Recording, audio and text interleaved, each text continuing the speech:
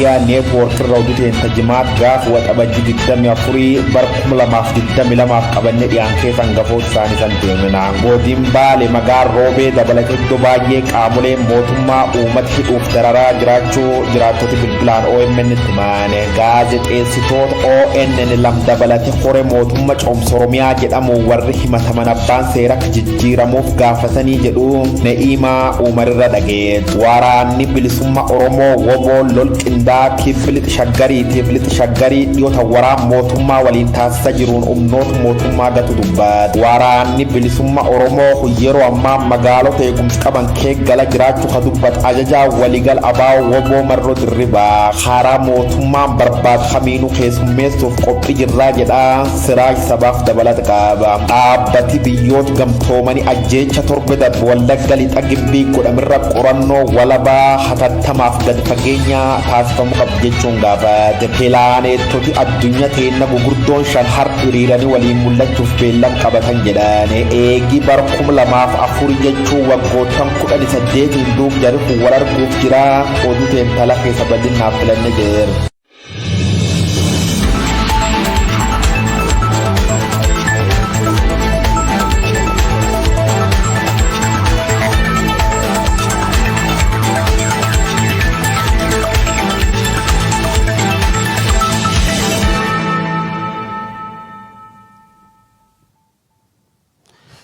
Harka fuunee akkam jirtu daawwattoota OMN oduuwwan isaatti kana qabannee dhiyaannee jirra. Abrahaam Birruutu oduu isinitti hima.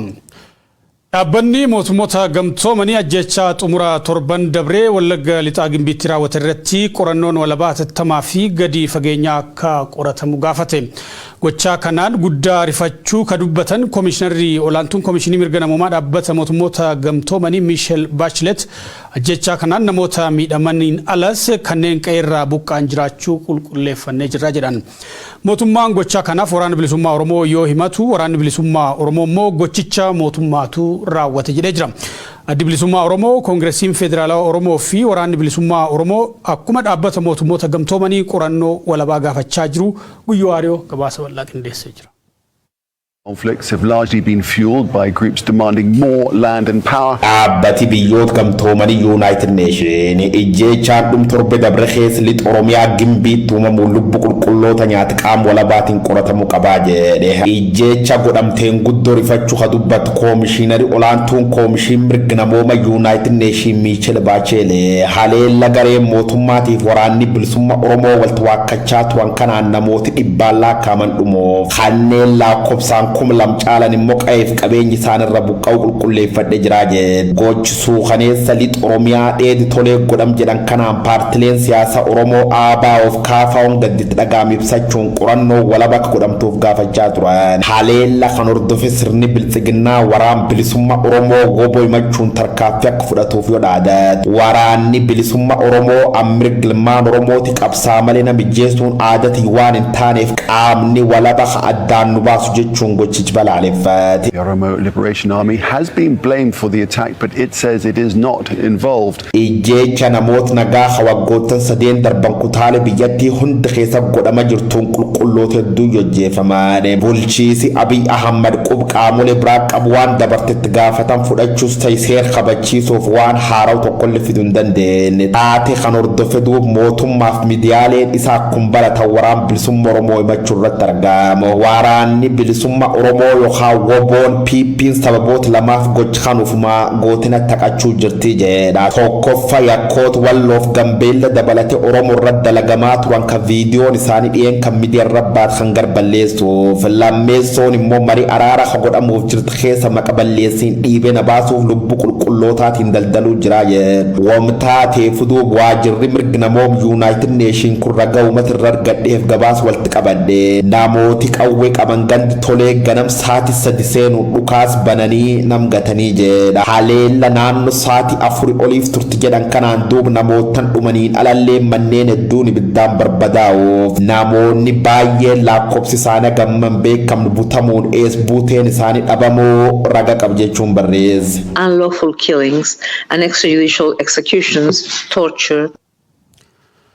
Gaazexeessitoota ONN lamaan dabalatee koree mootummaa ce'umsaa Oromiyaa jedhamuun namoonni himataman abbaan seeraa akka jijjiiramuuf gaafatan. Namoonni kunneen gochii loogummaa waan nurratti raawwatameef abbaan seeraa nuuf haa jijjiiramu jechuun mana murtii gaafatanii jiru. Na'imaa Umar abukaatoo isaanii dubbisuudhaan gabaasa bal'aa qindeessiteerti.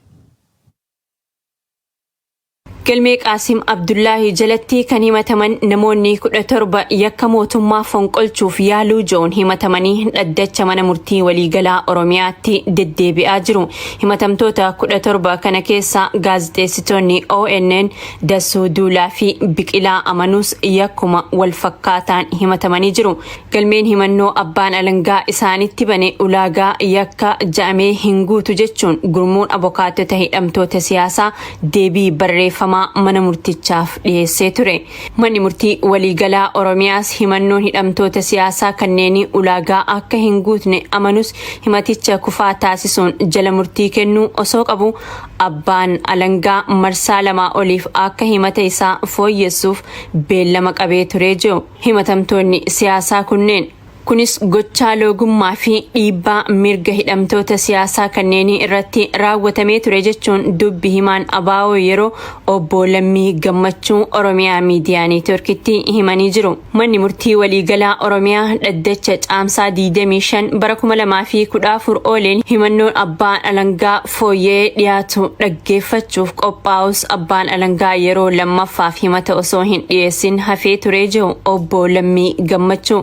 Haa ta'u malee manni murtichaa ammaas yeroo sadaffaaf utuu abbaan alangaa himata fooyyessu akka hin qabne ibsu carraa himata fooyyessu dabalataa kennuun beellama qabatee ture jaani. Hariiroon mana hojii abbaa alangaa fi mana murtii waliigalaas qixa kanatti shakkii isaanitti uumuu kan himan obbo Lammiin abbaan seeraa galmee himatamtoota kanaa ilaalaa jiru loogummaa raawwachuu isaaf muffii uumuu ibsu. Dhaddacha guyyaa kaleessaa jechuunis waxabajjii 23 bara 2022 oolameenis hidhamtoonni siyaasaa kunniin mana murtiitti dhiyaachuun muffii isaanii himatanii jiru. Manni murtichaa mirga keenya dhiibaa jira jechuun kan gaafa hidhamtoonni kunniin abbaan seeraa mana murtii waliigalaa Oromiyaa yakka loogdummaa galmee hidhamtoota irratti waan raawwateef abbaan seeraa akka jijjiiramuuf gaafatanii jiru obbo Lammiin.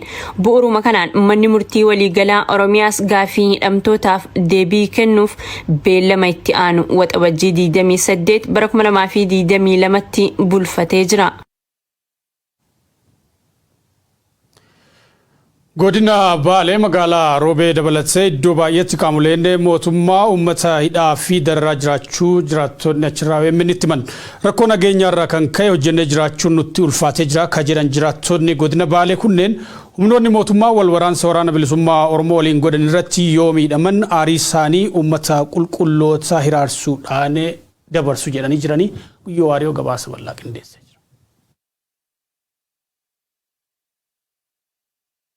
Godina Baalee darar qaamolee mootummaa nurraan gahaa jiraniif ba'aaf galbobbaaf galchuun dhabne rakkachuu jira jedhan jiraattoti bilbilaa yaada isaanii Oromiyaa Miidiyaa Neetworkitti himan. Godina Baalee magaalaa Roobeerraa odeeffannoo kana kan siin dabarsu uummata nagaa kararra deemanii caccabsaa jiru. Shaniitu nutti seenii jedhanii akkasitti uummata fixaa jiru. Uummanni dhumaa jira.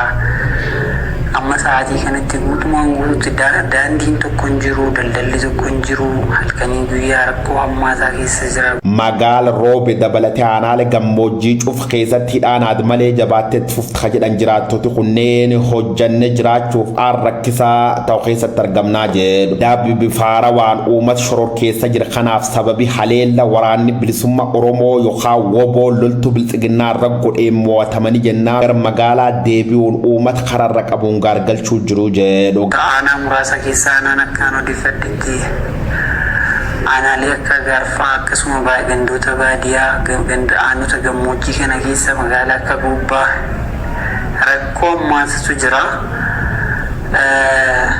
Humna badi balleessaa jedhu jarriituu ta'uu waboota na baananii jaratu magaalaa kana dheengadda seenii jedhama. Waraana isaaniitiin walitti dhukaasanii mo'atamanii jennaan immoo hawaasa magaalaa keessa hawaasa nagaa ummata waa tokko hin qabne dararaa jiru hidhaan fi jumlaadhaan ajjechaa waan birii barnoota ijoolleen addaan kutte. Gaagam siyaasaa ha Oromiyaa godinaalee cuuf keessa waggoottan sadeen bilxiginnaa deema jiruuf uummatii rakkoo jajjabduu kee jiraachuuf deddeebi'ee qommata. Sababa tokko malee manidhaa keessa yeroo dheeraaf ukkaanfamanii turfamuun ijjeefamuuf lafa ofirra godaansifamuun jireenya uummataa kutaalee hundi keessa qoruu jirti. Sagalee kana gaggabadheen dubbachaa jira. Haalli nageenyaa naannoo keenya jiru baay'ee jabaateera.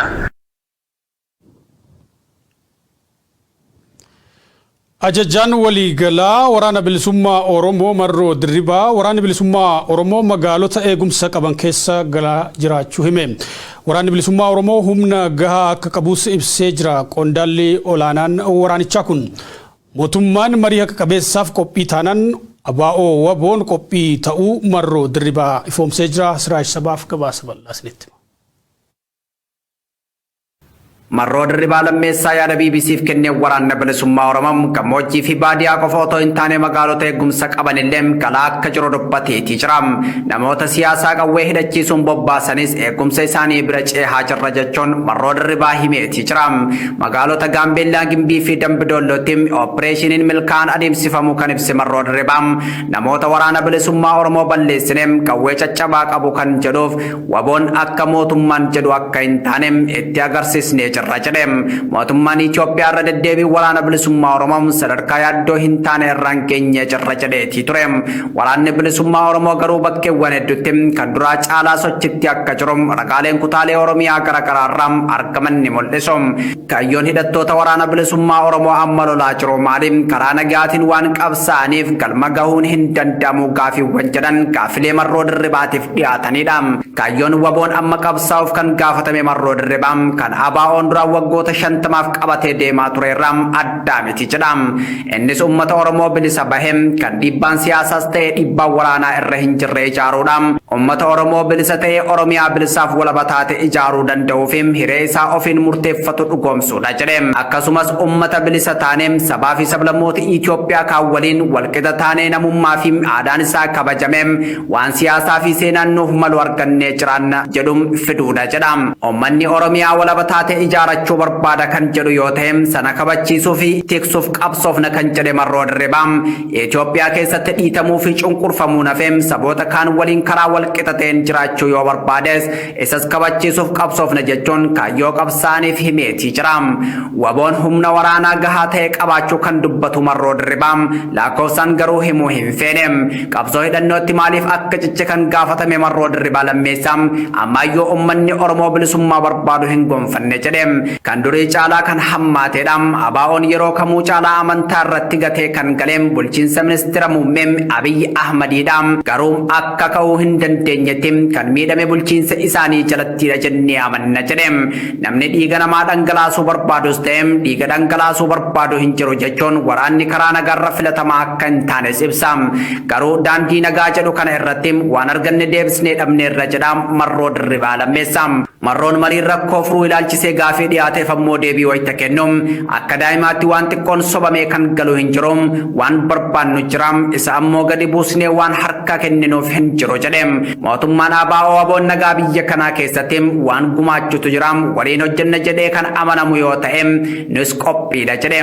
Bakka nuti filannetti nama feenu mootummaafis nuufis ta'a jennee kan amannu bakka jirutti taajjabdoonni idil addunyaa bakka jiranitti kan waamichi nuuf godhamu taanaan mariif qophiidha jedhe.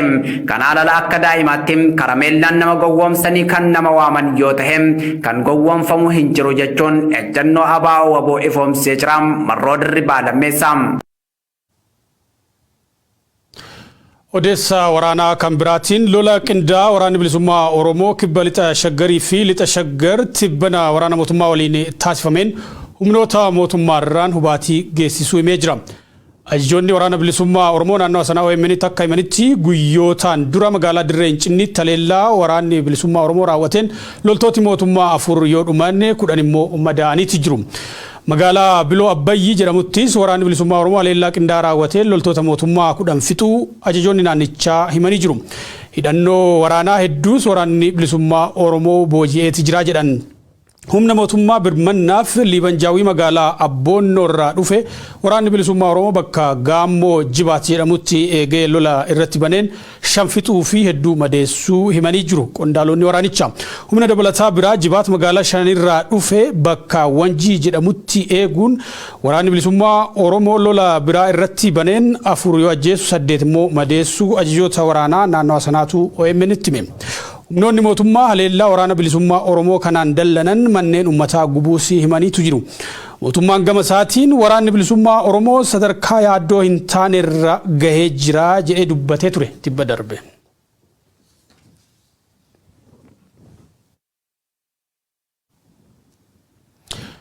Odeessa maddeen alaatiin pilaanetootii guguddoon addunyaa 5 toora galanii haala addaatiin mul'achuuf akka jiran saayintiistootii raaganii. Pilaanetootii har'a jimaatarraa eegaluun haga wiixataatti kutaalee addunyaa garaagaraa keessatti mul'achuuf jiran Meerikurii, Veenusii, Maarsii, Jupitarii fi Saatarnii yoo ta'an bara 2004 as haala kanaan deebi'anii walitti dhufuun isaanii ajaa'iba jedhamee jira. Gabaasa saayintistoota Guyyoo Waariyoo irraa dhageessu. Visible planet in the solar system will come together in alignment. It's called Pilaanetota addunyaa teenya gugurdoon shanar dhiriiranii waliin mul'achuuf beellam qabatan jedhu Meerkuriin, Veenus, Maarsiin, Jupitarii fi Saatarniin faan jimaata har'a yoo samir duumessi jiraan taatu wal qabatanii waliin dhaabbachuuf qophii ta'uu isaanii BBC'n gabaase. Kutaalee addunyaa cufa dontaanii bakka tokkotti ardooma. Ta'uu baannaan agwiixatu dhufuutti itti fufuun mul'achuu danda'u jedhe gabaasichi. Meerkuriin irra adda ta'een ilnam cufaatiin akka daawwatamuu dandeetira. Pilaanetoti kun akka tarree galanii mul'achuuf jira warra keessa saayintistiin Hawwaa Profeesar Luusii Giriin nam tokko. Pilaanetoti kunneen toor galanii akka mul'atan waggoottan 18 dur akka nama bar 2004 ta'uu yaadachiisa. Hambood garuu hanga bar 2040 deebinee pilaanetota kanaan waliin arginuu jedhu. It should be a pretty spectacular sight, but even more, it's almost like Mercury, Venus, Earth, Marsin, Jupiter, Saturnin, Uranus, Neptune, Pluton faan pilaanetota saglan dhalli namaa dhaqqab keessa muraas turan. Maatii pilaanetota tan keessa guddayyoof isiin hangafa Jupiter yoo taatu, Pluton immoo maandhawar cufaatii jedhan. Guddayyoon square kiiloomeetira biliyoon 61.42 weefti. Diqqoon immoo square kiiloomeetira miiliyoon